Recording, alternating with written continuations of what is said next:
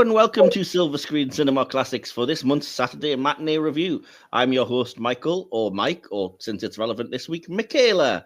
Yes, I've gone full method for this one. I am joined. I'm not going to keep that up the whole way through. Don't worry. I'm joined as ever by my loyal co-host DK. Does the D stand for Daphne? You'll never know. How's it going, buddy? It's going fine, Michaela. I'm a lady. Why, when we switch gender, do we suddenly also go really upper class? Just instinctual, isn't it? Oh, so, yeah, how you doing? You feeling okay? Yeah, not too bad, mate. Looking forward to this one. And how are you doing?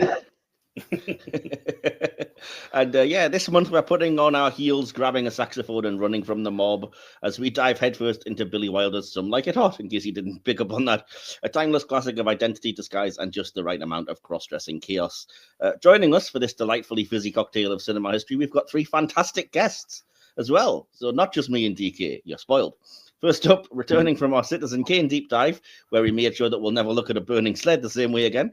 It's the ever thoughtful, always sharp, Robert Lunt. Welcome back, Rob. Oh, how you all doing? Pretty good, yeah. Looking forward to talking movies again. The second classic we've discussed with you, so and we seem to only be looking at really good movies, spoiler alert, so that's quite good. Good. I assume you weren't on DK's review of Return of the Killer Tomatoes, so we're sticking to just good movies. No, I stayed away from the F movies. Sorry, is that D movies? Now?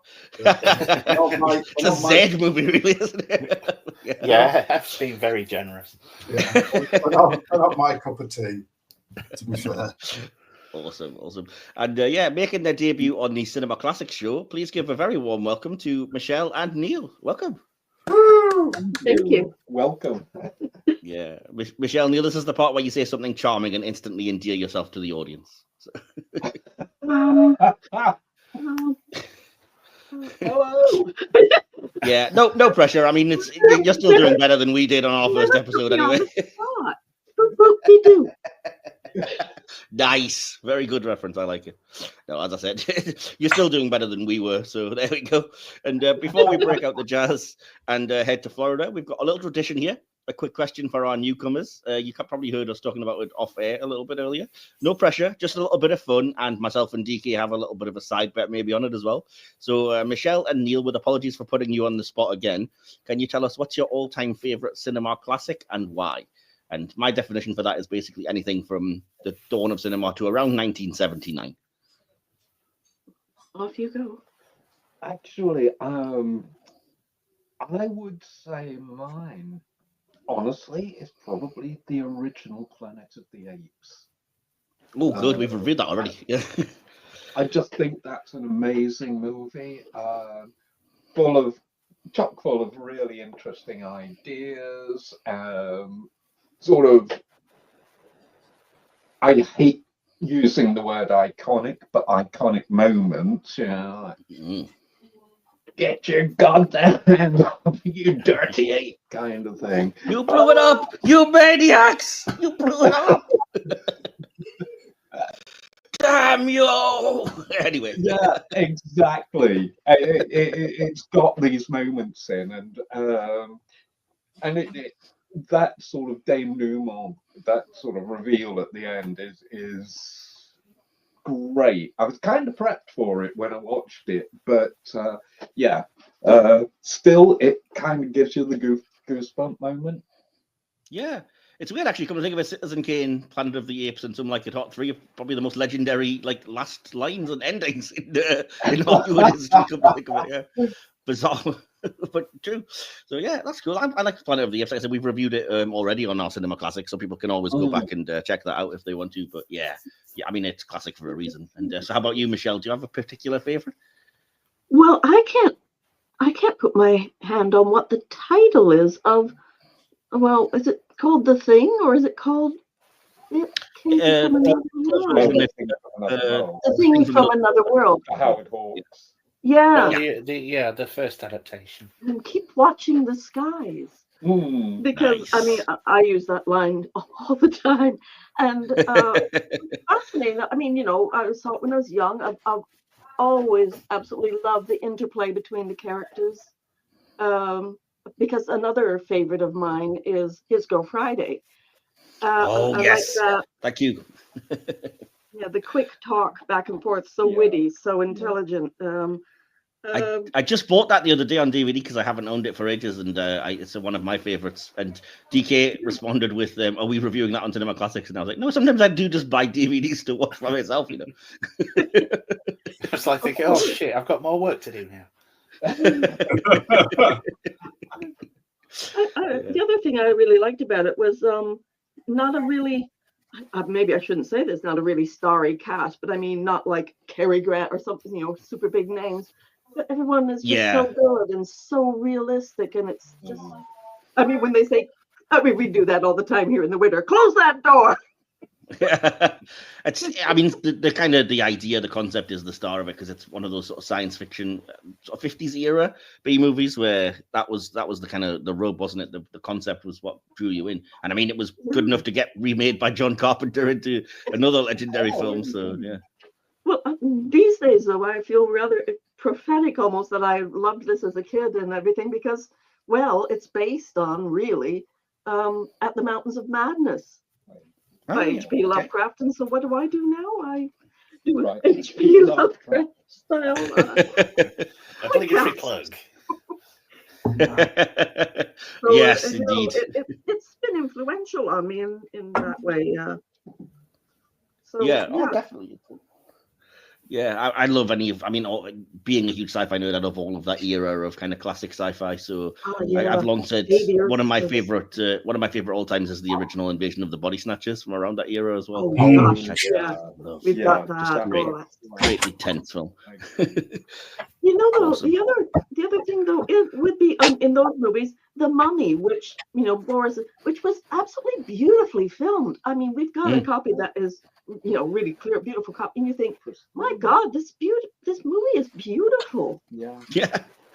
A lot of them are. I think cinematography, even in black and white, can be. I mean, even something like as I'm sure we'll talk about, there's some really great like direction and some fantastic cinematography and some stuff that looks amazing. And I'm never a fan of people that sort of dismiss black and white as, oh, it's not quite as good as color, or we have to colorize it, or like, no, you don't.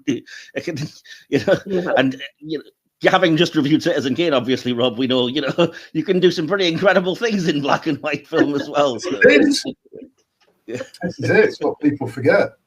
But actually, I got an A for my A-level video studies for video recording, doing it in black and white.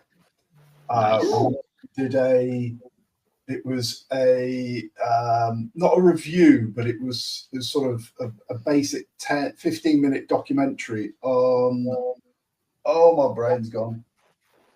The chap who was in the Maltese Falcon. Or Peter Lorre. That's it, yeah. So we did an interview about it, a little documentary, and we basically said, right, let's do it in black and white, so that it filters in better if we're showing any clips from any of the films he was in, but also be it added to the feel of the overall documentary as well. So got an A for that. It's very good. Awesome. Oh well, showing off your credentials before we jump into the review. Nice. Yeah. Then I got into IT and became dull. So. Yes. You say that, but we wouldn't be here on a computer if it wasn't for IT people, would we? True. Awesome. Cool. Well, that's those are some pretty good choices. I think we've discussed a few films there, but I liked your two main choices. I think we're going to go with Planet of the Apes, which was something that we reviewed, but we haven't had I think anybody's favorite yet. And The Thing from Another World, definitely a completely original choice. So I'm not sure where that lands us on our bet, Diki. I think we basically were both wrong. Yeah. We're still on square one as far as Cinema Classics goes. That's just a bit of fun. But with that out of the way, we'll jump into the actual main review. Like I said, this particular episode, we're going to be looking at Some Like It Hot, which is a 1959 American crime comedy film, directed, produced, and co-written by Billy Wilder. It stars Marilyn Monroe, Tony Curtis, and Jack Lemmon, with George Raft, Pat O'Brien, Joe E. Brown, Joan Shawley, and Nehemiah Persoff. Sorry if I've butchered that. In supporting roles, the screenplay by Wilder and I.A.L. Diamond is based on a screenplay by Robert Thorin and Michael Logan from the 1935 French film Fanfare of Love. I didn't know that. The film is about two musicians, Curtis and Lemmon, during the Prohibition era, who disguised themselves as women to escape Chicago mobsters that they witnessed commit a murder. So, before we jump into asking you guys what your first impressions are of the film and starting to review it, we always start with a little behind-the-scenes section, and whenever he's available, we always have DK do that for us. So, DK, over to you. What do you have for us from Some Like It Hot? Yeah. Well, I've got the production code have been gradually weakening in its scope since the early 1950s, owing to a greater social tolerance for taboo topics in film. But it was enforced until the mid-1960s. The overwhelming success of Some Like It Hot is considered one of the reasons behind the eventual retirement of the code. Wilder's first idea for the role of Jerry was Frank Sinatra, but he later thought he would be too difficult. Jerry Lewis and Danny Kaye were also considered for the role of Jerry. Lewis was offered the role, but declined as he didn't want to do drag, a decision he would later regret. Yeah. Jack Lemmon wrote that the first sneak preview had a bad reaction with many audience walkouts. Many studio personnel and agents offered advice to Billy Wilder on what scenes to reshoot, add, and cut. Lemmon asked Wilder what he was going to do. Wilder responded, "Why, nothing. This is a very funny movie, and I believe in it just as it is. Maybe this is the wrong neighborhood in which to have shown it. At any rate, I don't panic over one preview. It's a hell of a movie." Wilder held the next preview in the Westwood section of Los Angeles, and the audience stood up and cheered. Yeah. Tony Curtis has said that he asked Billy Wilder if he could imitate Cary Grant for his stint as the millionaire in the movie. Wilder liked it, and they shot it that way. Apparently, though, Grant saw the parody of himself and stated jokingly, "I don't talk like that." And then, years after the film's release, a movie reviewer asked Tony Curtis why his Josephine was so much more feminine than Jack Lemmon's Daphne. Curtis explained he was so scared to be playing a woman, or a man pretending to be one, that his tightly wound body language could be read as demure and shy, traditionally feminine traits, whereas Lemmon, who was completely unbothered and ran out of his dressing room screaming like the Queen of the May, in inverted quotes, kept much more of his masculine body language. The title of the film refers to a contemporary description of interpreting jazz music, hot, which is, improvisational, as opposed to sweet or straight, which is as written. And supposedly, when Ori Kelly was measuring all 3 stars for dresses, he half-jokingly told Marilyn Monroe, "Tony Curtis has a nicer butt than you," at which point Monroe pulled open her blouse and said, "Yeah, but he doesn't have tits like these." I love that story. I really hope that is true as well. When I was Yes. researching it, it came up a few times, and I just want that to be true. Yeah, brilliant, brilliant stuff. So yeah, anything in there that you guys are surprised about? Anything that sort of stands out amongst the behind the scenes section there? No, I'd already, we'd watched what's it called? There's Nobody's Perfect. yeah, The BBC making of. documentary. Oh, I haven't Yeah. seen that. That's cool. Oh, awesome. And in which actually, I will say though that the director actually took the film to Cary Grant and said, "What do you think?" And that, he said that, and that Frank Sinatra actually was supposed to meet him to talk about the film and didn't show up, and that was why. No, he's a bit too difficult. We won't consider him. So it's not really even allowed to show up to talk to me. Probably fair. Yeah. I'm gonna be honest. I didn't. When I first watched this, I didn't pick up on the whole Cary Grant supposed impression thing. So I was really like, as I was making notes, I was like, what is this? What is this voice meant to be? Is it like an English accent? What is it? Because it really doesn't sound like Cary Grant to me. And I kind of agree with Cary Grant on that one. He really doesn't talk quite like that, whatever it is that Tony Curtis is doing. But it's funny. Don't get me wrong. So Well, yeah, fair it enough. was just a play on his accent, really, like Yeah. some poor impersonators do with Judy, Judy, Judy, sort of thing, you know. Yeah.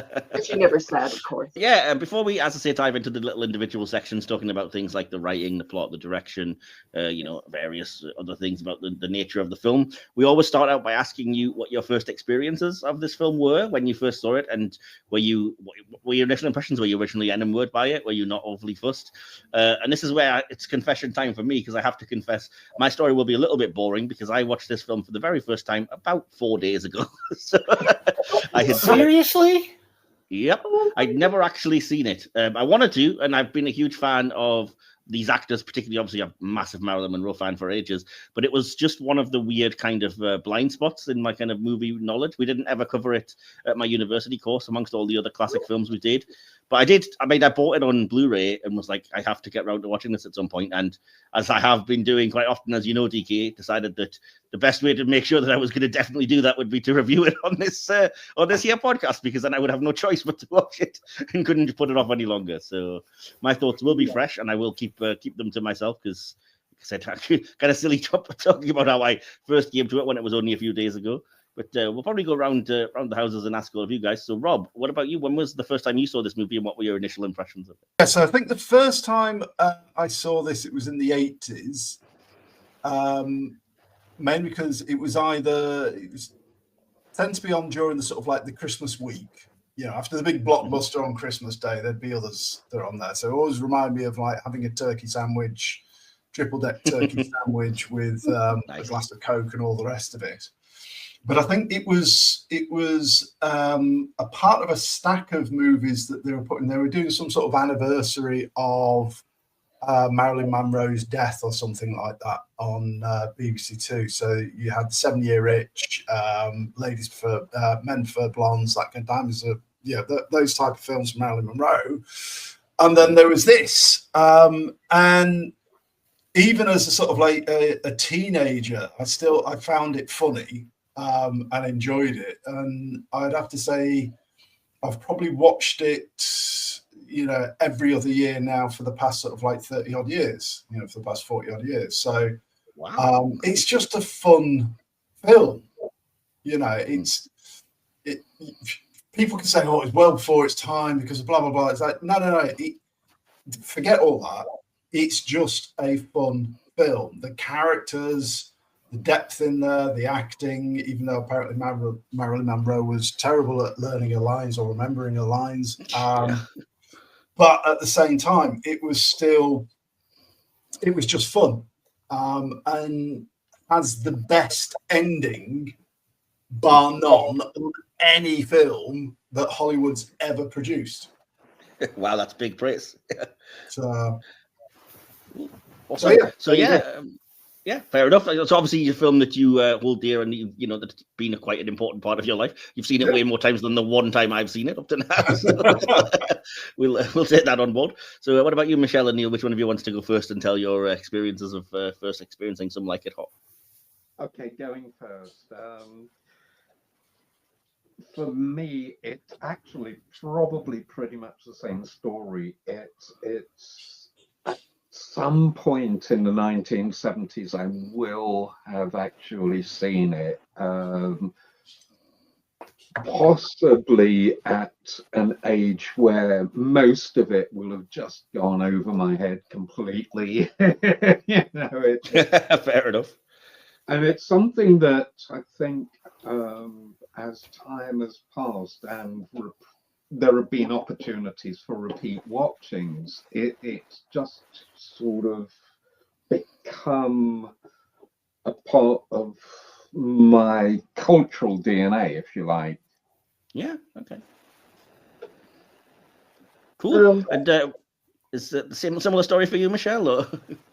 Well, yeah, I saw it back, would have been the 80s. I was born in 64, so early 80s. My sister and I watched all the screwball comedies, all that sort of thing. It was nothing we didn't catch, Talk of the Town, My Man Godfrey, Champagne for Caesar, Court Jester, which we were mentioning before we started recording. So yeah, I mean, it was just it's just a great comedy. And so, yeah, again, it's something that I've watched many times through the years. Awesome. I knew you guys were excited to talk about it, so I assumed you were fans. It wasn't going to be a matter of, well, it's overrated or something like that. So, Oh, yeah. cool. Oh, And, absolutely. speaking of downers, DK, sorry, I really couldn't resist the link there. But no, what were your initial impressions of Some Like It Hot? Well, I was actually forced to watch this. It was shortly after I ended up in college. I took a media studies course, and we were shown three movies to sum up the movie industry, basically, which was, I believe, Taxi Driver, Spike Lee's Do the Right Thing, and this. And Wow. yeah, I was not so much impressed with Taxi Driver. It's not my kind of thing, but this one I absolutely fell in love with. As soon as I saw it, it's just, like everybody says, it's such a fun movie. So since then, yeah, it's been on quite the regular. Luckily, I saw it before the media studies course was shut down, about 2 months into the college year. Wow. So, it's probably fair to say that we're all going to come out of this not bashing this film. So if you're a fan of it, you can still keep listening with a reply of relief.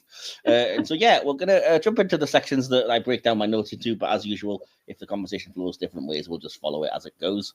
So first, I have a couple of things I wanted to kind of get out into the ether as regards the writing and the plot, just to kind of, start us off. First of all, I've already mentioned that the film is based on a French film called Fanfare of Love. The original script for that film was not traceable. So Walter Mirisch found a copy of a 1951 German remake called Fanfares of Love.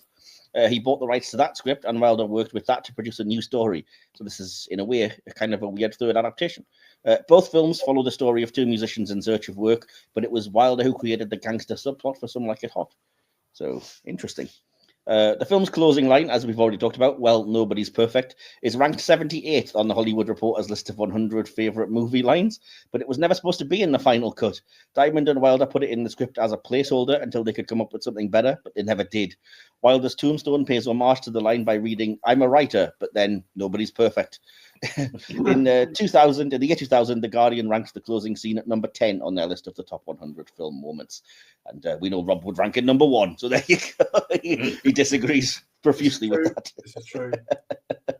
So, yeah, I'm going to throw it open. Then I have some things to say, but I want to throw it open to you guys, first of all, to say anything that you want to say. So what are your initial thoughts about the writing and the plot of this movie? What do you think works? What may not work? And I'll come to you guys first. Michelle and Neil, I'll come to you first because we did Robert earlier, so why not? Oh, that's kind. Well, writing-wise, I really liked. Actually, okay, it is writing-wise. It's not just because I'm a big Jack Lemmon fan, but I loved some of his lines. I like, when he's, doing the maracas thing, lying in bed, and and Tony Curtis says, who's the lucky? He says, "I'm engaged," and Tony Curtis says, "Who's the lucky girl?" "I am."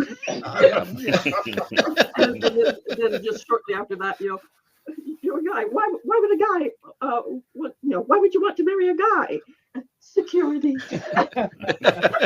But I love the whole. What are you going to do about the honeymoon? Well, we were discussing that, and we were thinking. So, but I was going to go this. Yeah, I was leaning towards Niagara Falls. Oh yes. There's only one problem. Yeah. There's only one problem. His mother. Yeah. But I'm not worried. I don't smoke. That's all.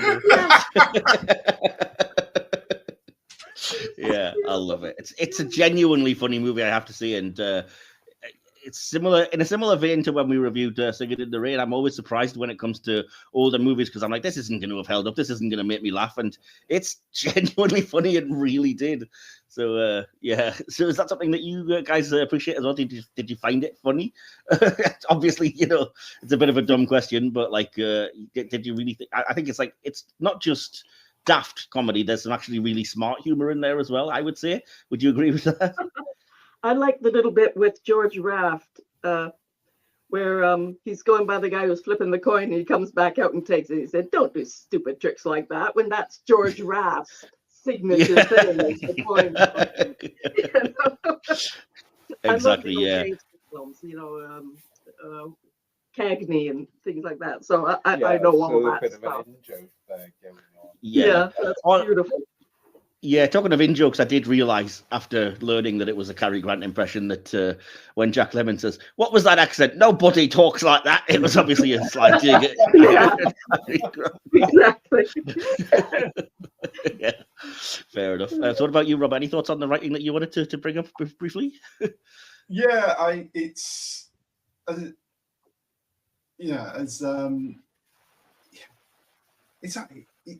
it's hard to put it in words because, as you said, it was 1959 when it came out, and yet the core jokes that are in it will stand up today. Yeah, and they're not mean. They're not. It's not like watching something like Little Britain, right? And Yeah, exactly. Oh, no way could you put that on again and stuff like that. Yeah. This is something that you can continue to watch, not because of any sort of negative reason or anything, but it's just like the jokes that are in there all the way through are just so sort of alive and vivid throughout. Nicking the bicycle. Oh, he does have a bicycle because he's trying to get sooner rather than later. And it's like, there's two great lines, and I wrote one of them down. Where is it? Let me find it. And it's basically where Marilyn Monroe has gone off to the Shell Junior's yacht, and I've got a bad feeling Rob's going to say my favourite line here. Well, it's like Marilyn Monroe. I can't find it, but it's along the lines of Marilyn Monroe goes, "Oh yeah, water polo, isn't that really dangerous?" Yeah. Shell Junior basically goes, Tony goes, "Yes, I had three ponies, 3 horses drowned under me." What? That's ridiculous. But it's there, and it's completely it goes with the whole sort of ridiculousness of the situation and the film itself. And that again, not to keep referring it back to other reviews, but that feeds into GK, the review that we did on Arsenic and Old Lace, where we were talking about farce, because this is another film where it's very much rooted in the tradition of farce, and yes, you kind of have to suspend a certain amount of disbelief. Not a huge amount. I mean, it's not like it goes crazy with supernatural stuff or anything like that. But I suppose there is a suspension of disbelief that these women are convincingly women. Basically, that's Jack Lemmon and Tony Curtis. Again, you get away with an awful lot because you're in black and white and you can suspend that disbelief. But yeah. So did you like the kind of farce elements of this? Do you think they really they worked? Was there anything that didn't really work for you? Or who you talking to me? Yeah. I'm addressing you. Sorry, I'm still in taxi driver mode. Very, very overrated film. Yeah, it's surprising me how much it holds up as both a farce and a comedy, because as Rob said, it's not mean. And normally, if you said to someone, I mean, you sent me that thing earlier about how movies you watch as a child don't hold up. If you'd have told me, having never seen it before, oh, there's a fantastic comedy here. It's a 1950s comedy about two men, and they dress up as women, and they kind of want to sleep with this other woman that's in the band. You'd be like, whoa, I'm going to avoid this one. But there's nothing really that's aged to a point where you take offense. The joke is on Jerry and Joe, as it were, and they play it really well, and not just that. And when it gets to a point where you start to kind of not necessarily feel sorry for Sugar as a character, but you kind of see her as this innocent, and then in the very next scene you realize she's lying as well, because she then pulls out that Sheboygan Conservatory line, and you just think, well, they're all at it, and it kind of preempts the later comedies for me, like things like Dirty Rotten Scoundrels, but it kind of holds up a lot better than dirty, rotten scoundrels, if that makes sense. And as you know, as people have been saying, the dialogue just sparkles. I mean, you know, Rob did mention my favourite line. It's just, it surprised me how well this held up. When you have quality writing, when you have quality direction, quality performances, they are classics, and they're classics for a reason. And you might think, that this is overrated, but this is genuinely one of those films that I don't think is, especially in the writing department, it's just a pleasure to watch. Yeah, absolutely. And I'm pleased you kind of brought it up naturally, because I have to say that was one of the most pleasant surprises for me as somebody that's never seen this film, is that I was so surprised that it didn't go for the cheap humor, or like you said, hearing of the concept, I was like, I'm going to have to steel myself for an awful lot of, ooh, look, a man in a dress isn't this funny kind of humor. And it doesn't ever go for that. I mean, no, absolutely. You know, that would be the cheapest and lowest possible shot that it could take, and it just isn't interested in doing that. It's about mistaken identity and, you know, lies and falsehoods, but it's got nothing to do with that being a gender thing. Or, like I said, we DK, as you know, and probably the rest of you guys, we grew up from a tradition from the 70s onwards where there was an awful lot of like, ooh, whether it's Les Dawson or whatever, it's like, oh, look at that, isn't it funny? It's a man and he's wearing a dress, and it's just like, it's so grotesque nowadays looking back, and you're just like, oh, it's so awkward to watch. And then, as you said, even things like Little Britain or League of Gentlemen and stuff have their, you know, very pointed attacks on kind of, oh, it's a man thinks they're a woman, isn't that funny? It's absurd, and it's not really, you know what I mean? And so, I was pleasantly surprised that this film kind of doesn't handle that in that way. It doesn't deal with it as an unusual kind of thing, or something to be mocked, or something freakish. It's just a thing. So I kind of, in the course of my research, I was interested to see how this film is kind of taken by the queer community, because I didn't feel like I wanted to speak for everybody. And I have to say, I was pleasantly surprised at a lot of the way this is read by them as well, because I found out that Daphne's arc in the film has kind of lent itself to a lot of queer readings where people have actually really embraced that character and the way that he, like, his joyful, sincere embrace of femininity, as they put it. And even though it is kind of played for laughs, the identity is portrayed with warmth and not mocked. Like Jack Lemmon, when he's, as you said, the humor of it isn't like, there is obviously like, oh, you can't marry him, you're a boy, but it's never played for. It could have been so much different, and it's played somewhat more innocently than that. And yet there is readings, as I said, that perhaps that character finds more of their true self in their femininity and in being more of a woman, dressing up in that particular way, acting in that way. You know, right the way through to that last line, you know, ultimately as well. So, and you know for a fact that if that film was made these days, they would be screaming blue murder at the cinema over that last line, and completely. I mean, crying it as well. 100%. And I mean, that's one of the things that kind of, like, you can't really discuss the film without getting into it a little bit. But I'm kind of aware of certain sections of our audience and people who have commented recently on some of our reviews that would be like, oh, you're going to talk about woke stuff. It's not about that. And it is, in a way, because, like I said, you could have taken those cheap shots and you could have made it weird, but they don't. And it's kind of, like I said, it's both lovely and kind of depressing that we've sort of went backwards in regards to that. Like I said, I can't imagine a film like this being made where the idea is that somebody's happy dressing as a woman and living that life. And even though it's not said out loud, maybe he's found a gender fluidity or something that he likes, or, you know, maybe I don't know, maybe there's a trans narrative there. It's not up to us to decide that. And the film isn't really saying that. But at the same time, it's also not doing this with, like I said, any cruelty or mockery or, oh, we better get deep into this. And so, people don't really talk about this film in that regard. But I think people could overinterpret it. I just see it as two guys, they're trying to escape from the mob. What is the best way of doing it? And as they're saying, when they're trying to work out how to get out of it, they said we should grow beards. You know, no, shave. What do you mean shave? Shave our legs. Yeah. And they do that telephone call to Mr. Pelikoff, and they basically say, right, okay, then, is that Mr. Pelikoff? They go through that, and it's like, right, there's the transition. And then the next transition is them walking past the train to get on there, and they're trying to walk in high heels, and they can't. You know, Tony Curtis can do it better than Jack Lemmon, or that's how they're acting it. Marilyn walks past, and then the other good line, which is like, look at that, it's like Jello on springs. Yeah. How do they do it? Yeah. You know, It's a whole other gender, isn't it? Yeah. it's a whole lot, but it's not about any of those interpretations. Yes, if it was made today, it would be layered upon layer upon layer upon layer of that. In the context of 1959, it was just a comedy, right? Yeah. Of two guys escaping from the mob and doing anything they could to do that.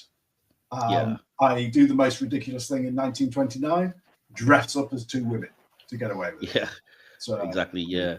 But it kind of, I don't know why, but I'm a little bit heartwarmed, I suppose, that it was embraced. Because like I said, I think if this film came out exactly as it is today, so many people would just complain and ban it and say, oh, it's trying to, I don't know, force people to cross-dress or address these things we don't want to deal with. And it's kind of like, again, in 1959, how come it was kind of not really an issue that is nowadays, you know? I mean, yeah, I'm not getting into political side of things, but I can't imagine today's Republican Party, for example, being happy with this film being watched by kids or whatever. You know, they would immediately be reaching for their pitchforks, and yet it is innocent. It isn't about, you know, anything like that. So, it does bring up an interesting question when you say about Jack Lemmon's character embracing his feminine side, that, you know, maybe it's allowing him to live aside. I did find it interesting that when they do get changed again into the bellboy uniform, he decides to keep the heels on.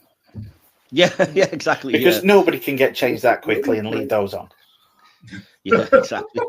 Yeah, and I have to say, as much as we've been talking about the Daphne character, I think Joe/Josephine has their own journey about, you know, dressing as a woman, which isn't as much about the identity. Obviously, you know, this character isn't particularly fussed about it, and he even comes up with another persona. But I think the film is, for me at least, saying something about it's his time as a woman that forces him to experience the other side of like what male entitlement and objectification looks like. And that's kind of part of like, he for me is the character that grows a lot in the film, to the point where he's basically trying not to have Sugar fall for him in that way, because she sort of has said, oh, I'll fall for the bad types and the rascals. And that's the whole point, is that by saying, oh, you don't want to do this, he's not that at the end of the movie. And I think, like I said, that it's probably not a coincidence that it's like, no, I've seen how you guys live, and it's a bit crap at times, really, isn't it? So, or is that just me reading too much into it? Guys, what do you think? Michelle and Neil, I'll ask you about this one. Yeah, actually, I was just thinking that maybe that possibly going a little too far, because, I mean, this is the character that only sort of, 20 minutes before the end of the film has lifted Daphne's diamond bracelet in order to give her. It's a bit of a slime still. Yeah, and once, you know, it takes all their money, hawks their coats, and always just a wastrel. Yeah. Yeah, but it's a kind of there is some redemption. There is a redemption arc there. Yeah, because he starts out as just a bully to me, and I don't like the character. You know, at the start, I mean, he slowly gets better, obviously, because, you know, he tries to be honest with him, then he tries to send her off. You know, don't come with me. You know, be another problem. So yeah, there is indeed that arc, which is good. Yeah. It's a nice little character. Oh yeah, I mean, yeah, I completely agree with what you're saying, and I don't think you're supposed to like, and I didn't like the character, you know, for the majority of the film, when it's all sort of like manipulation, or particularly like, as much as his kind of Shell Oil character is funny, it's also really manipulative and kind of like, I didn't love that part of the movie. But like I said, I think the kind of the saving grace of it, as it were, if you want to call it that, is that he kind of he grows beyond that. And for me, it's kind of almost like a rom-com plot you would see nowadays, if you take away the kind of cross-dressing and the farce elements, where it's like the guy starts out as a bit of a bastard, but then falls in love and realizes through his love of a good woman, you know, to be a better man ultimately. And I mean, it's a speedrun version of it, but it's there for me anyway, you know. So do you guys agree? Yes, absolutely. Yeah, cool.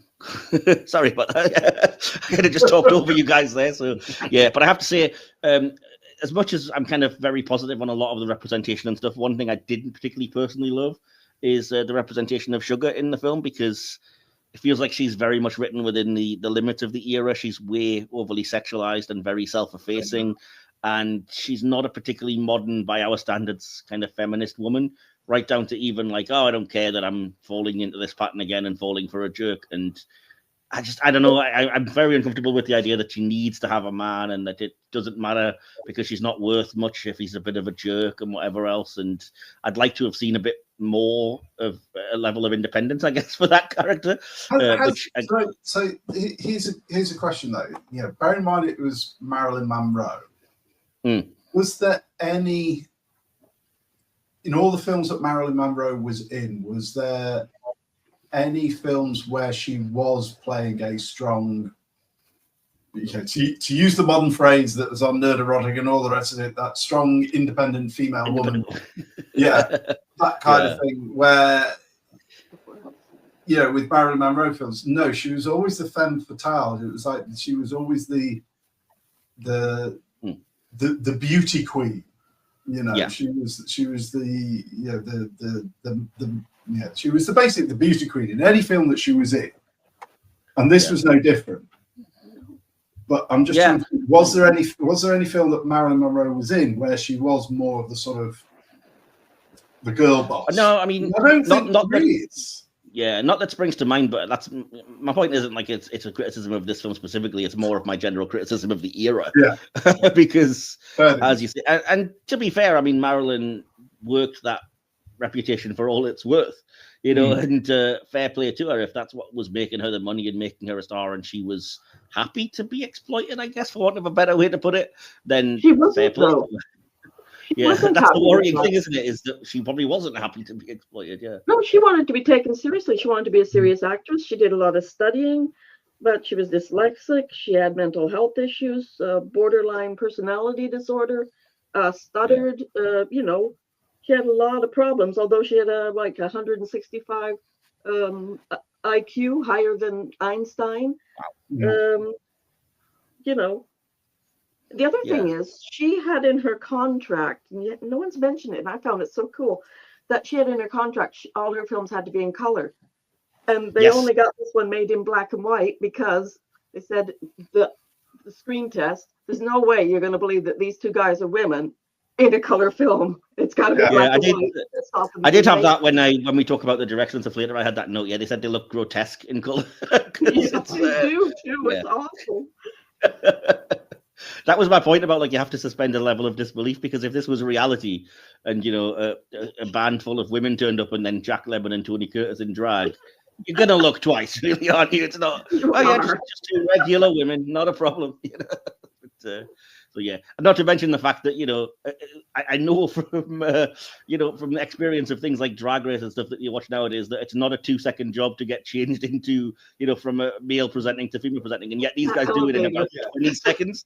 It's like, whoop, wig, clothes. There we go. Now I look like a glamorous woman. And I'm like, what? No. You cannot do that in just a few seconds, believe me. You know? I don't care if you do jump in the back, Tony Curtis, you're not disguising anything. So yeah, but again, it's a farce, and you kind of have to think, you've got to give it a little bit of leeway with that. So but yeah, I mean, that was kind of the thing I had about the writing, other than just a load of notes, which I don't need to get into about, like, the various jokes and things that work really well. We'll probably talk about some of them in favorite lines, and yeah, fair enough. Do you guys have anything else that you wanted to mention? Oh, I have one thing. Sorry, just quickly. One thing I should say that came up when I was doing my research, and it's probably worth mentioning. And again, apologies if you complain about us going woke, is that the film, for a film about jazz culture, it's incredibly whitewashed. There are, like, no people of color in this movie, and it's about jazz, which I think is a horrible blind spot that it's worth acknowledging. Again, it's of the time, and I don't blame just this movie for it, but I think it's worth mentioning that. We are aware that this is not how jazz music would be. You know, it's not where it comes from, and it's certainly not. You wouldn't find a lot of jazz bands that would be all white. So, anyway, curious question here. You've it's kind of pricked my memory, and I'm thinking, actually, I don't remember seeing a single black person in it. No, there isn't. That was the point. Yeah, it's like, I mean, working in the hotel, you would think hotel workers, they would have had some black people around because, well, that's how they handle things then, didn't it? Yeah, exactly. Yeah. No, I mean, I apologies if there is a person of color in the film, but there isn't any that stand out enough that I can remember them. Anyone. No. Yeah, exactly. If there is, it's very background because there certainly isn't any character in the movie that's notable in any way like that.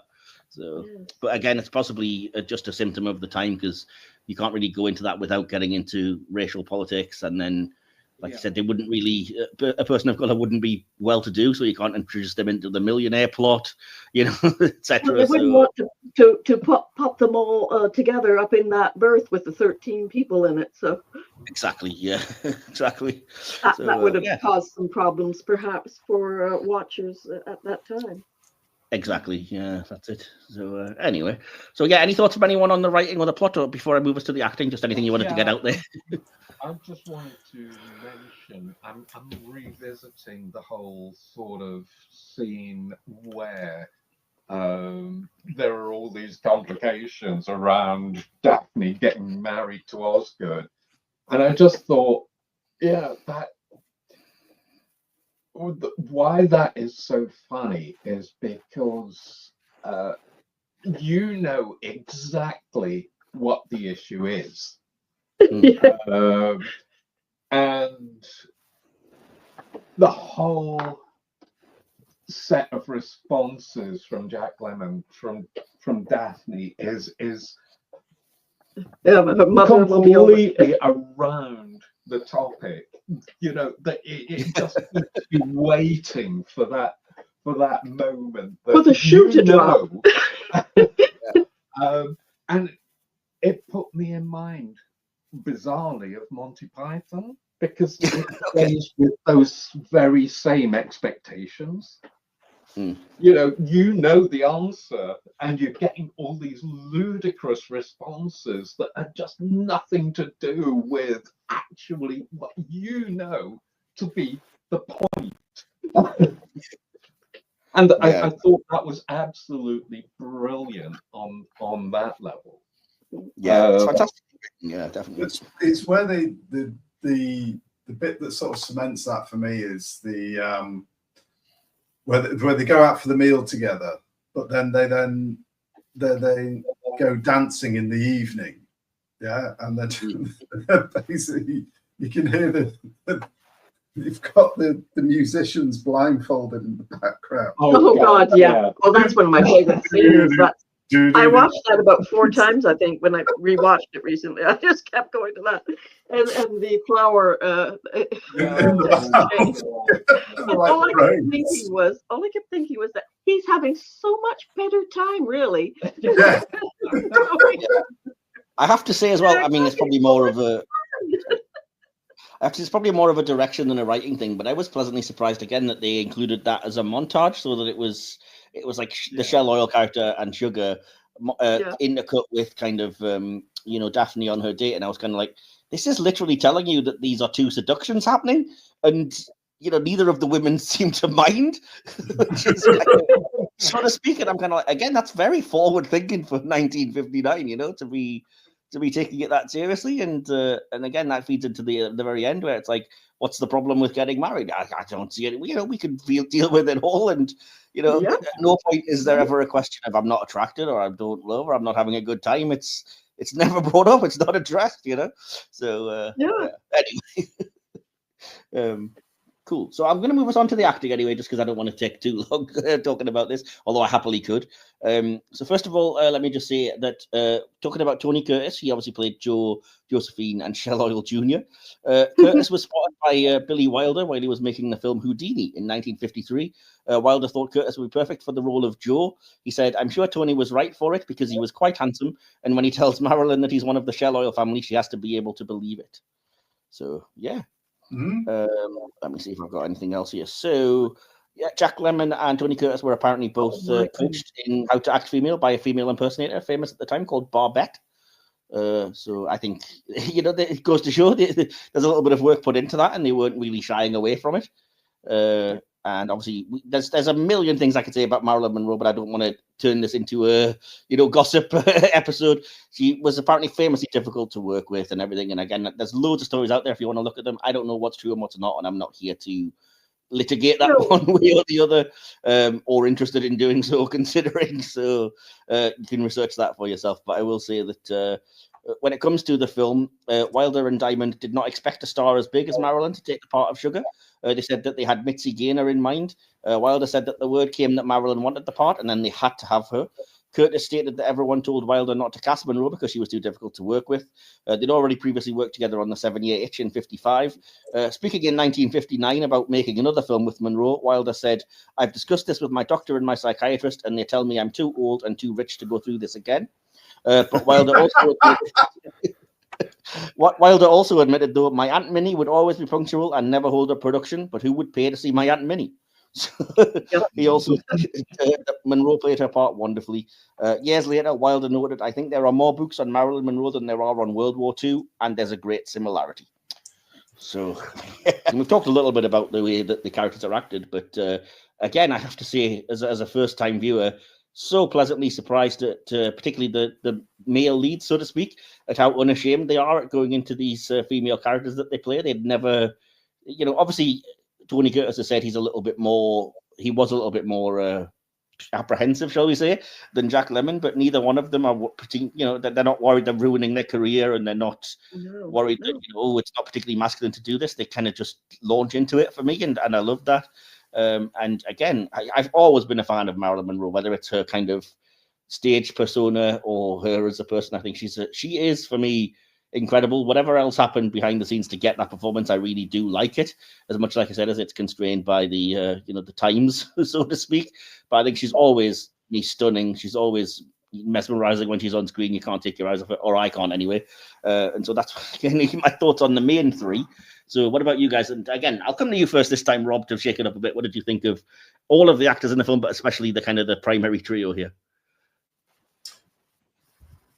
They showed it's kind of interesting. I was thinking about this afternoon, and I'd have to go back through a back catalogue of like films from the 50s, from the 40s and 50s, but there seemed a chemistry between the main three, but all of the actors that you just don't see in modern films anymore. And I don't know whether it was because it was black and white, so they weren't paying attention to the vistas and the showmanship and stuff like that. Whether it was because it was a comedy, but the chemistry between the three core actors was absolutely brilliant. Timing was spot on. The acting, the motions that they were going through, throughout. And yes, you could argue it's like, an actor's always best when they've got a good script. And I will challenge anybody to then watch Star Wars, because you can write this shit, George, but you can't say it. Exactly. As Harrison Ford famously commented once. The first three Star Wars films, it becomes believable because those core actors, Carrie Fisher, Mark Hamill, Harrison Ford, they took a garbage script and turned it into something magical, something brilliant. And it's the same with Tony Curtis, Jack Lemmon, and Marilyn Monroe in this film. That when you read it looks ludicrous. The locations, the thing, running away from the mob, and those mobsters, they look like mobsters. They look like the Looney Tunes characters of this is what a mobster should look like, and they look like absolutely that. Brilliant. But those two characters throughout were absolutely fantastic, and the timing, how they approached those characters, how they delivered their lines, absolutely spot on as far as I'm concerned. Fantastic. Just before I go over to you guys, Michelle and Neil, I have to mention as well, I can't remember the actor's name, so maybe one of you guys can help me out, but I have to give special credit for the performance of the guy who's like the head of the mob, and the way he's kind of like performing, because it's so funny for me. It's one of the funniest scenes in the film where it's like, and I wanted to thank you because you've done, you've stepped above and beyond. Some would say you've gone too far. The way he kind of veers between calm and angry is just so funny. Nemheim Persoff. That right, got you. Nehemiah. Yes, that was the name I got trouble with earlier. And I think, his it's not a large particular role or anything, but what he does in that, 2 or 3 times over, when he's saying something calm and seemingly praising, the mobster character, the Scott's character, and then just immediately loses his role. Brilliant. Yeah. So, it's some would say that was careless, but I wouldn't know. Yeah, but I would say. Yeah. So anyway, so yeah, Michelle, what are your thoughts on any of the acting or the actors involved in the film? I do think it's an incredible ensemble piece because everybody just really delivers, really makes their characters believable, really brings something to it that just goes slightly beyond what you might expect. Even the police inspector. I was going to say, I like him. The police, he's so good. I just thought, casually pins on his flash. exactly. It's and Joey Brown should be the fourth Oh, star. and absolutely, Joey Brown. I was saying before we did this that he is absolutely the unsung hero of the film because, I mean, hell, he delivers the final line, for God's sakes, the one that everybody remembers. But throughout, although he's not doing a heck of a lot, it's the expression. Expressions. The dance scene is fantastic. I just love the broad Cheshire Cat grin on his face when he's got the rose between his teeth. I just thought, wow. And the expression when he's, realizes, she's leading, but he waits a bit and says, Daphne, you're leading again. You can see the expression coming, like, you're watching them, and it's like, she's doing this. When do I say it? I mean, everything is just so natural. Yeah. Yeah. But then I love Joey Brown anyway. He's brilliant. Yeah. He saw beyond the comedy right from the start, even before he starts trying to woo Daphne or whatever, when he's talking about himself as a character, and it's kind of like, I've been married a few times. You can't remember? Well, my mother keeps track. Yeah, I know. It's so funny. And it's just, it's like, because he's like a millionaire and he is that caricature of like, I have enough money not to give a crap, basically. So I go after a good time and don't worry about it. But there was something so freeing and so kind of funny about that, like I said, because it's not done with malice or anything. It's just like, I'm out for a good time, and why not? So I have to say it for no particular reason except I wanted to give it a plug. I am a huge fan of Marilyn Monroe, like I said, and one of the best films about her life that I've ever seen is a film called My Week with Marilyn. If you've never seen it, I would recommend hunting it out. Michelle Williams plays Marilyn Monroe. One of the best performances I've ever seen, personally. Just really good.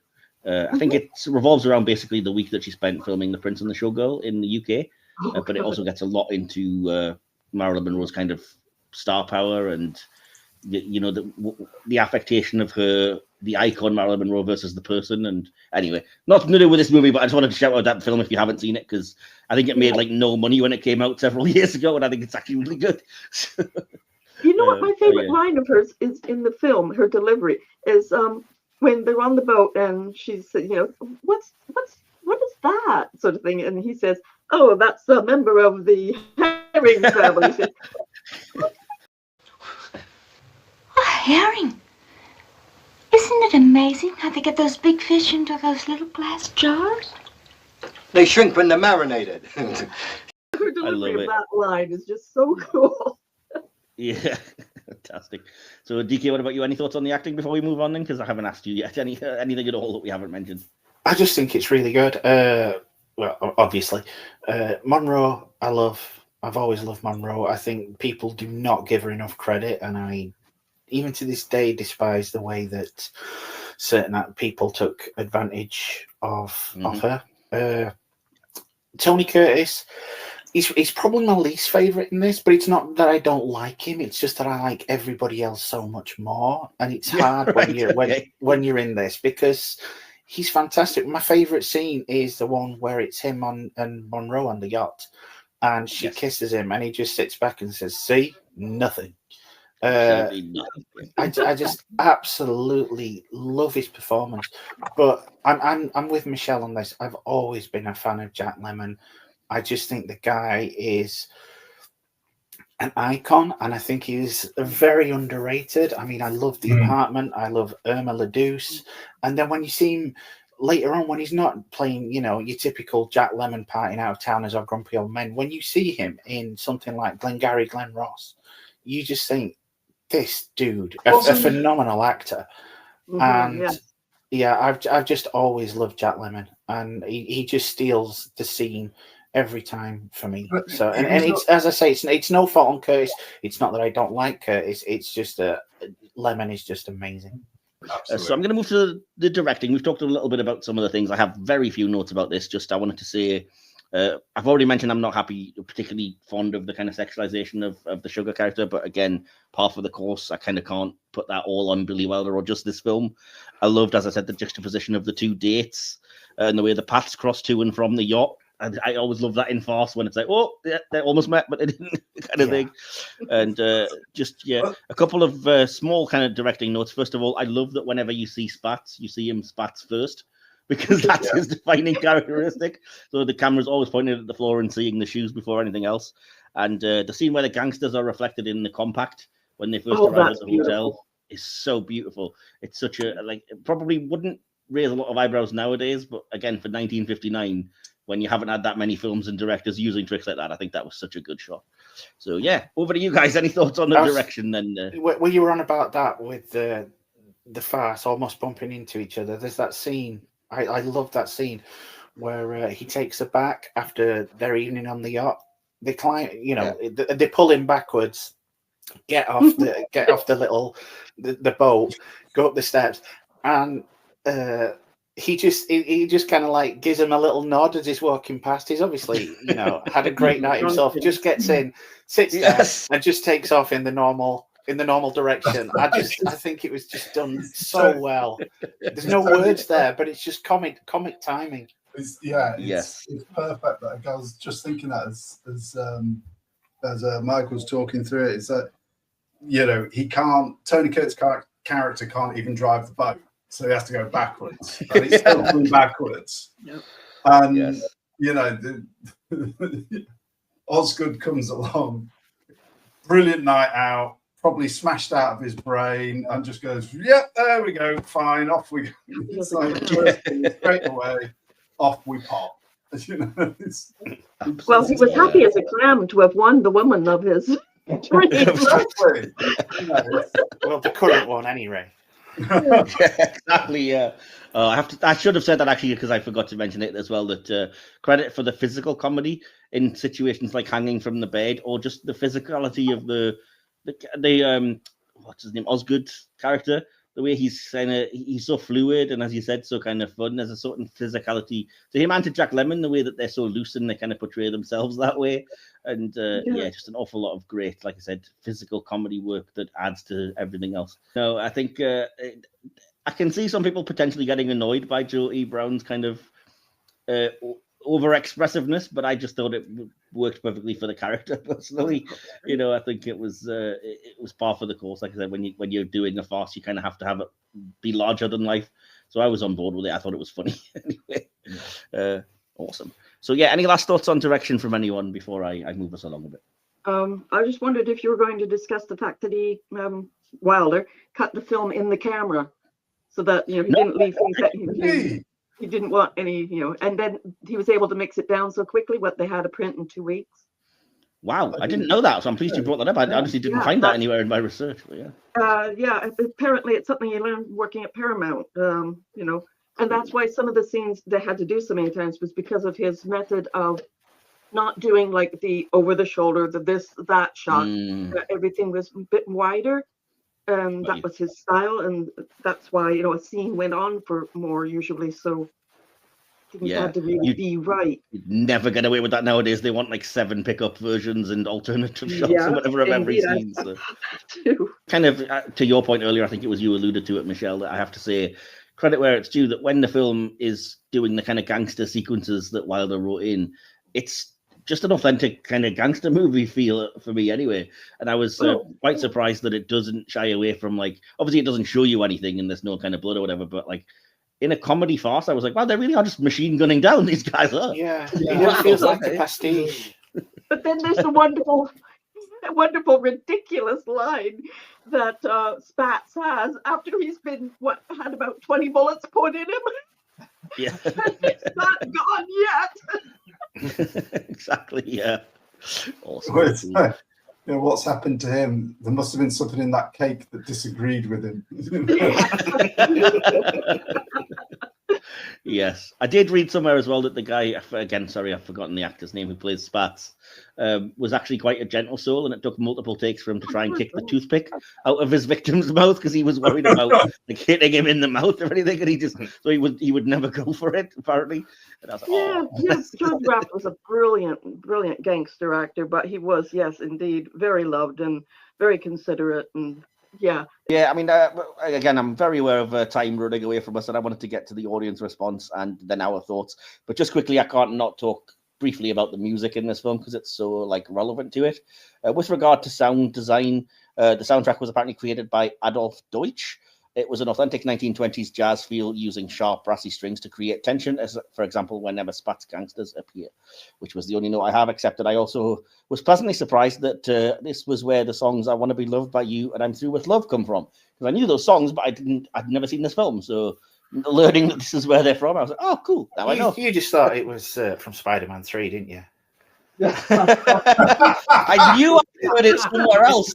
I couldn't remember where, but yes, that explains it. Spider-Man 3. So. Dig on this.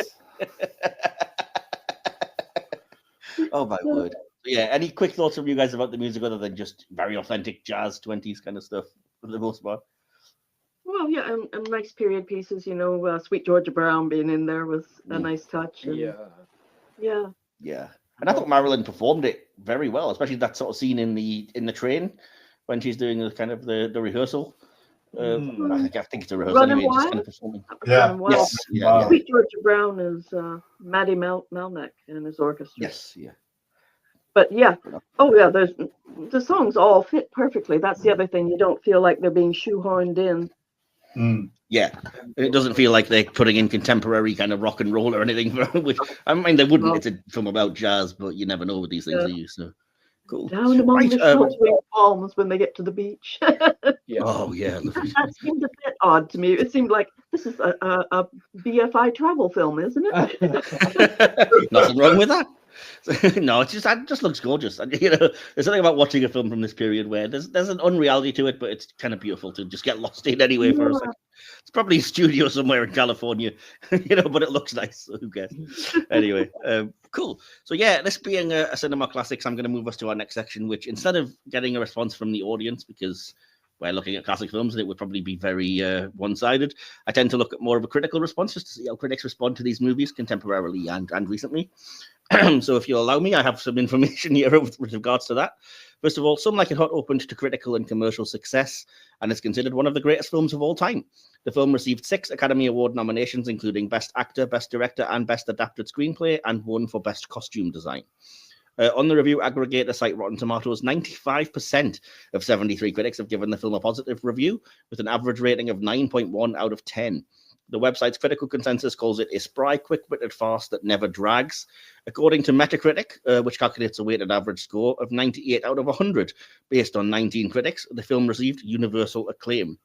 Chicago Sun-Times' Roger Ebert wrote, Wilder's 1959 comedy is one of the enduring treasures of the movies, a film of inspiration and meticulous craft. He gave the film 4 stars out of 4 and included it in his great movies list. John McCartan of The New Yorker referred to the film as a jolly, carefree enterprise. Richard Roud, writing for The Guardian in 1967, called it close to perfection. In 1998, the film was ranked number 7 in Time Out's poll of top 100 films. In 1999, Entertainment Weekly voted it number 9 in their list of 100 greatest movies. It was voted as the top American comedy film by the AFI on their list 100 Years, 100 Laughs in 2000, and was selected as the best comedy of all time in a poll of 253 film critics from 52 countries conducted by the BBC in 2017. The 2022 Sight and Sound Critics Poll ranked it as the 38th greatest film of all time, tied with Rear Window and Abu de Soufflé, so good company. The 2022 Directors Poll by Sight and Sound ranked it 62nd, tied with 9 other films. I won't list them all. In 2010, The Guardian considered it the 3rd best comedy film of all time. In 2015, the film ranked 30th on BBC's 100 Greatest American Films list, voted on by film critics from around the world. It was included in the New York Times' Best 1,000 Movies Ever Made in 2002, and included on Time's all-time 100 best movie list in 2005. It was voted number 52 on the list of 100 great films by prestigious French film magazine Cahiers du Cinéma in 2008. In July 2018, it was screened in the Venice Classics section at the 75th Venice Film Festival. According to film historian Foster Hirsch, during a screening of the film at Grauman's Chinese Theatre in March 1959, Joe E. Brown's nonchalant delivery of the final line elicited the loudest, deepest, heartiest laughter I've ever heard in a theatre. Recognizing a perfectly timed one-liner for the ages, 1,000 spectators roared in unified delight. And if you're a regular listener or viewer of the podcast, you will know it's time to grab your drinks, because in 1989, the Library of Congress selected Some Like It Hot as one of the first 25 films for preservation in the United States National Film Registry for being culturally, historically, or aesthetically significant, much like basically every film we've reviewed on Cinema Classics, except maybe Dalek Invasion Earth, which hasn't quite made it in there yet. Give it time. Awesome. Give it time. We can but hope. So this being one of my kind of reviews of my Cinema Classics, I always like to go around and ask everybody's favorite character, moment, and line in the film, if we haven't already kind of touched on them. So I'll go around and I'll start with you, Michelle and Neil. Who's your favorite character? What's your favorite moment and your favorite line, please, in the movie?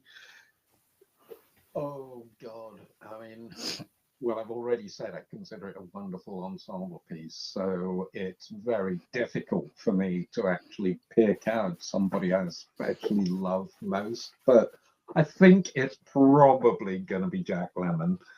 And I do love the whole dialogue with the maracas going on, lying on the bed. Oh, good grief. This is so funny. Yeah. So would that be your favorite moment as well? Just his kind of blissful ignorance, I think, in that scene as well. He's just as happy as he's intended. He loved that. Totally. He wasn't, when he went in to film that scene, Jack Lemmon, he said that, he had thought about it all night. He knew what he was going to do, and he got him. And Billy Wilder there was maracas, and said, "Here, take these. Use them in the scene." And he thought, "What the hell am I going to do with these?" Improvise. Ruin it. Yeah. That's great. That's great. So Neil, do you have a favorite? Do you have a favorite line? Or he flips it even and catches it. I mean, he works with them so beautifully. And to think that he'd just been given them and thought, what's he doing? He's ruining it. And he made it all. Flow. That's just so beautiful. Yeah, fair enough. Apologies. Yeah. So Neil, did you have a favorite line or a particular joke that stands out amongst the many in the movie? Oh, good grief. In the end, I mean, ultimately the favorite line has to be that one that everybody's going to focus on, which is "Nobody's perfect," and that delivery is and the fact that it ends right on that. It's not just the. No, because we do see his reaction, which is sort of mouthing, "Nobody's perfect." Like, what's to marry me? Awesome. So over to you then, Michelle. Not to put you on the spot, do you have a favorite character, moment, and line in the movie? Gosh, I wish I jotted something down, but a lot it is down to Jack Lemmon usually. Except I do really like, as I said, the delivery. I might as well use that one of Joey Brown with the "You're leading again, Daphne." Yes, I forgot about that line. Yeah. Oh, sorry. Yeah. Brilliant. And do you have your favorite character would probably be Jack Lemmon's character, I guess. And, it would be. Yeah. And favorite moment is maybe the sort of montage of the seduction. Not to put words in your mouth. Well. I prefer the where he's lying in bed and using his maracas and flipping. Okay, cool. All the beautiful, they're brilliant. That's just full of comedy lines. Absolutely. But I really think one of the this isn't answering your question, sorry. But if you want to just say one of the strangest moments in the films, or most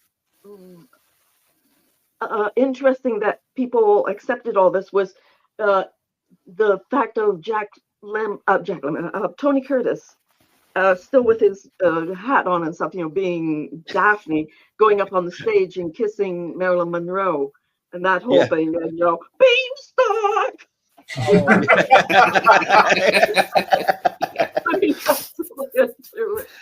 Oh yeah, absolutely. Oh, brilliant stuff. There's so much great stuff here. But yeah, so Rob, putting you on the spot this time, Rob, favorite character moment in line, if you can. So I'd say my favorite character is Osgood Fielding.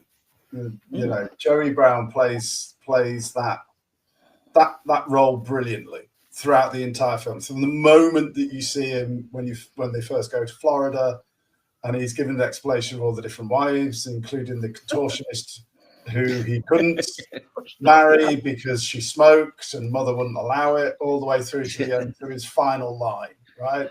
Yeah. But in terms of my favorite line, because everyone's picked that final line, because it is a true classic. It's the interaction between Little Bonaparte and Mulligan in the end scene, where it's, they've killed Spats, Columbo, and Little Bonaparte says there was something in that cake that didn't agree with him.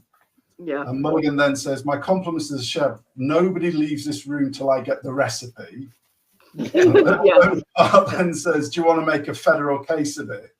And Mulligan just as arrogant, as nonchalant, picks up the microphone for the guys hearing it and just goes, "Yeah." I think that interaction, those 4 lines are absolutely sweet, absolutely beautiful in the film. Awesome. Yeah. So was that your favorite scene as well? The kind of you want there? Awesome. Cool. DK, you know what's coming. You've done this enough times. Well, favorite character, Jack Lemmon. It's always going to be Jack Lemmon. Favorite line, it's the one Rob mentioned earlier about the water polo. It cracks me up every time. And favorite scene is difficult. It's either between Curtis and Monroe on the yacht, or it's what Michelle mentioned earlier, where Lemmon sneaks back in and he's just lying on his back playing the maracas. Yeah, well, everyone's picked that. Michelle and Neil, I think, both went for that as well. So that's fair enough. Awesome. Cool. Well, my favorite character, much like everybody else, more or less, is Jerry/Daphne. I just love how fearless Jack Lemmon is, as I've already mentioned. I like he goes broad without slipping into cartoonishness. And there's something quite progressive about the character, which is nice. He's also genuinely funny, and a lovable put-upon goof, which I kind of always respond to. My favorite moment is the impromptu party on the train. I think it's chaotic, hilarious, and perfectly timed. I think it's a standout example of the film's farcical energy, the way that more and more women just start piling into Jack Lemmon's bunk, and it just gets and there's your fantasy.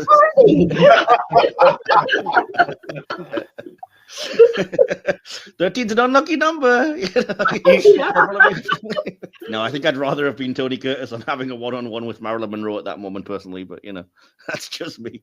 And yeah, my favorite line actually isn't the last line, and it's not even because of the line itself. It's more Tony Curtis's delivery, and it's when he's kind of saying he has no particular romantic feelings, and Marilyn Monroe's like, "Well, we'll see about that." And he's hunting for the light switch, and he just goes, "But it's no use. I think the light switch is over there." Just without breaking stride. That's the radio.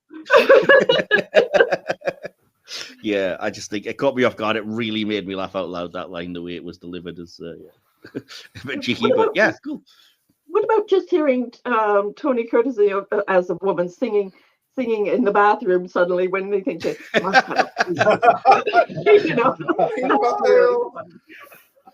Yeah, I love that. Again, because this is the first time I've seen it, and it's not really it's not a film you know of overly well. I was pleasantly surprised by that, because I was like, how's he going to get out of this one? And then, just plunged into the bath. Yeah. And then when he gets out, fully still dressed in a suit, just entirely drenched. Like, this is quite brilliant. I love this. Yeah.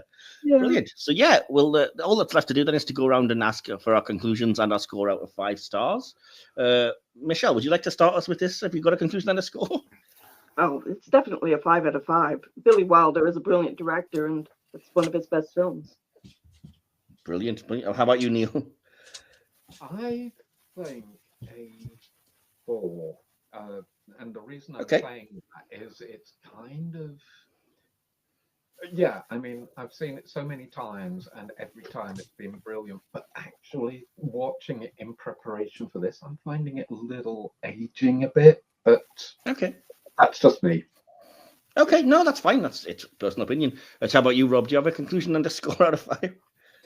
I watched it again this morning, just to sort of make sure: do I still enjoy the film? Do I still like it? Does it still stand up? And I'll be honest, I only got halfway through, but then that's because I had other jobs to do around the house. You know, I got up to the point where they were on the beach for the first time.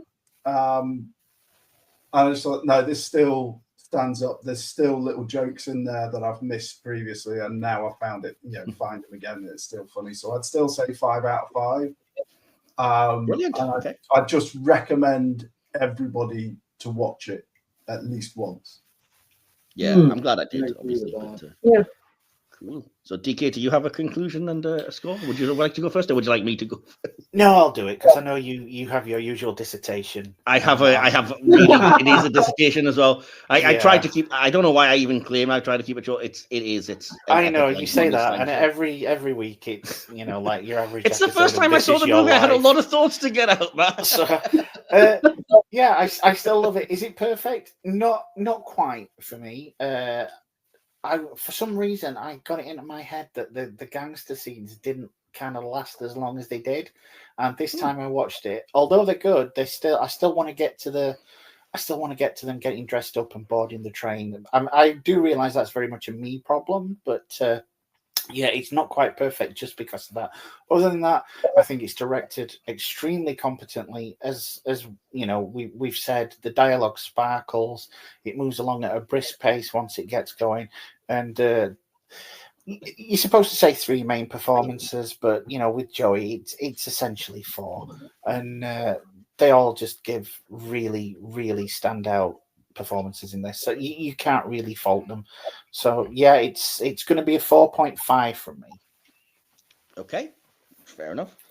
So yeah, with apologies for my audition to write for Sight and Sound, my conclusion is I can see why this is a classic. The farce elements are incredibly well written and performed, some of the best I've ever seen, and the picture is genuinely funny. I laughed out loud more than once, and I'm not an easy mark. Going in, I was a bit concerned about how the gender politics might play out, particularly the potential for lazy men in dresses humor, but I was pleasantly surprised to find that the film avoids that cheap shot.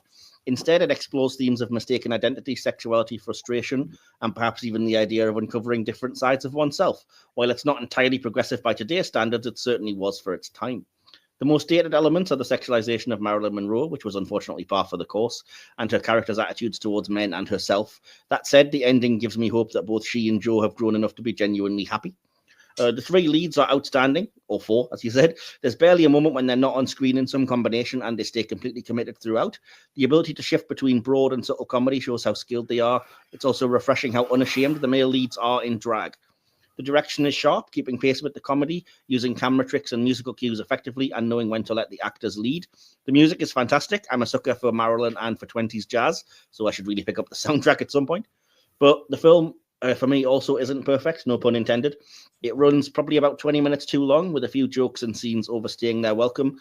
The pacing also feels a bit uneven, especially with the mobster subplot disappearing for a large stretch. Some trimming or a bridging scene might have helped. There's a few dodgy background performances, but they're minor in the grand scheme, and even for a farce, it requires a hefty suspension of disbelief.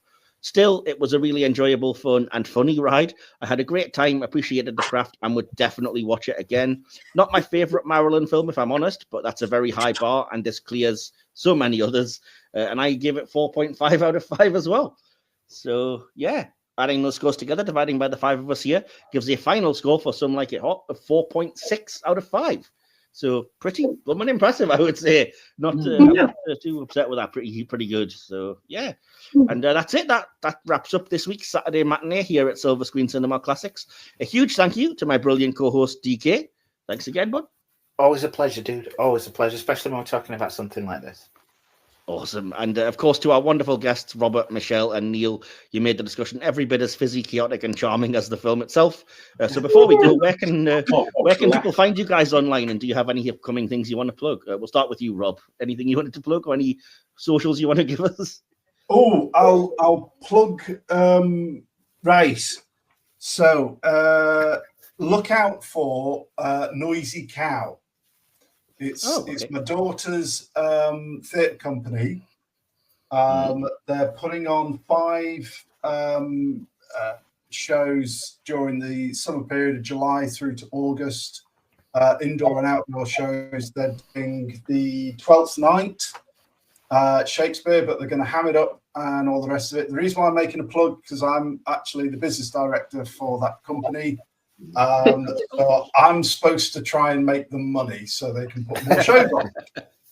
They are a non-for-profit. They are a community thing. So if you're in the Leeds area, Bradford area, not Castleford, Pontefract area and Wakefield area during the summer, look out for Noisy Cow. They're on Instagram. They'll soon be on TikTok, and they're on Facebook as well. And the website's coming out next week, and you'll be able to buy merch as well. So there you go. Brilliant. That's a plug and a half. Fantastic. If you send me those links as soon as you have them, I'll pop them in, because this isn't coming out for another couple of weeks. So I'll pop them in the episode description if you want to send me it, and I'll direct people there. Brilliant. So how about you, Michelle and Neil? Anything you wanted to plug, or where people can find you online? Well, yeah, absolutely. We will be producing the 3rd season of our podcast, Eyes for Investigate. The 3rd season will be Eyes for Investigate, The Colour Out of Space. And that will be emerging. I'm not entirely sure when the show is going out, but this show is going out. But we're looking at late 2025, early 2026. Socials, you're the social media specialist. You can find Eyes for Investigate on Facebook. You can follow Destination Yesterday also on Facebook, or check out the Destination Yesterday webpage. We're also on Discord as Eyes for Investigate, and we are on Mastodon, Eyes for Investigate as well. Yeah, we're diversifying. Yeah, we're trying to move around for people who don't want to be on certain sites. Yeah. So. That's fantastic. Yeah, and I do heartily recommend listening to the previous works, not least because you can hear myself and DK doing some rare acting work in some of those as well. One last plug. Myself and my friend Steve, we drive around places around the UK, talk about men's health and stuff like that, and just general people in the 50s bullshit, rubbish. Sorry for swearing. It's all live. It's on YouTube. If you look under Team BS, Bob and Steve, yeah, it's there as well. I'll send you links to that as well. Fantastic. Oh yeah, I'll put that all in there. Excellent. Great stuff. And yeah, thanks again everybody for a fantastic episode talking about a really good film. And I had a fantastic time talking with everybody. Hopefully you guys did as well. So yeah, and yes. No problem. Anytime.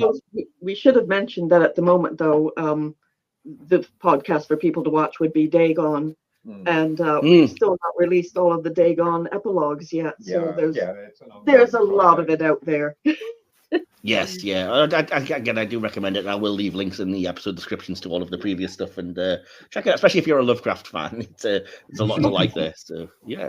And audience, if you enjoyed this episode, don't forget to subscribe, leave a review, and tell your fellow cinephiles where to find us. We're on all major podcast platforms.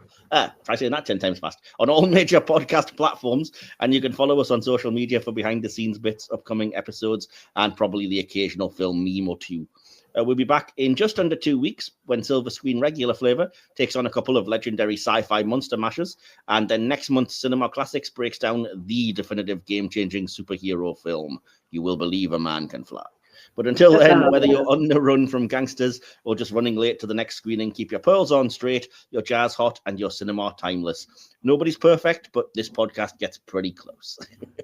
Bye. You have been listening to the Silver Screen Cinema Classics show, part of the Silver Screen podcast. Cinema Classics is hosted, produced, researched, scripted, and edited by Michael Wilson. Additional material by DK.